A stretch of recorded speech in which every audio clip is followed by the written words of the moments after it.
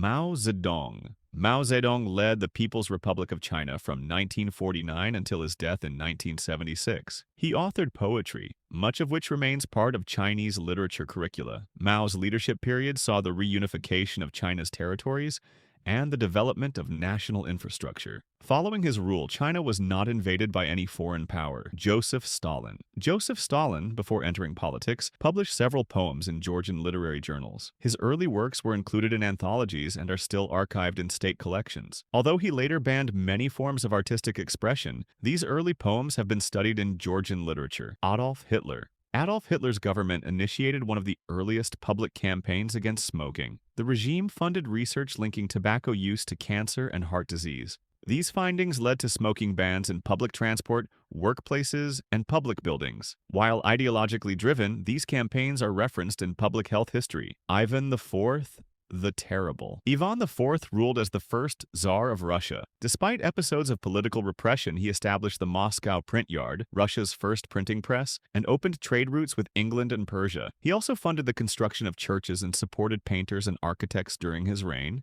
Kim Jong-il.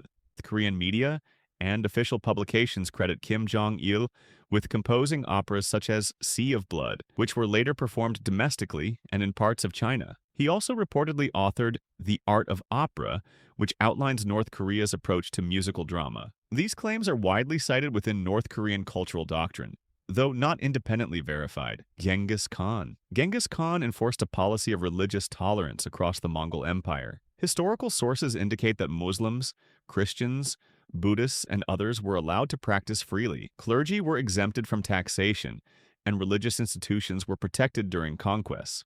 Saddam Hussein. During Saddam Hussein's presidency, Iraq implemented a national healthcare system, offering free hospital care to its citizens. Additionally, the government introduced a widespread literacy campaign in the 1970s. UNESCO recognized Iraq's efforts, reporting that primary school enrollment reached nearly 100%, and adult illiteracy significantly declined during that period. Muammar Gaddafi. During Gaddafi's rule, Libya operated under a state-controlled economy that offered free healthcare, education, and housing. The country maintained zero external debt and increased its literacy rate from approximately 25% in 1969 to over 80% by the early 2000s. Reports from his residence included a scrapbook with photographs of U.S. Secretary of State Condoleezza Rice, which became public after the fall of his regime. Emperor Hirohito. Emperor Hirohito, Japan's longest-reigning monarch, was involved in marine biology and botany throughout his life. He authored and co-authored numerous peer-reviewed scientific papers, and several marine species were classified under his supervision. His contributions were acknowledged in academic journals during the 20th century. Napoleon Bonaparte. Napoleon Bonaparte enacted the Napoleonic Code in 1804. This civil code abolished feudal privileges, emphasized property rights, and established equality before the law for male citizens. It served as a model for legal systems in countries across Europe,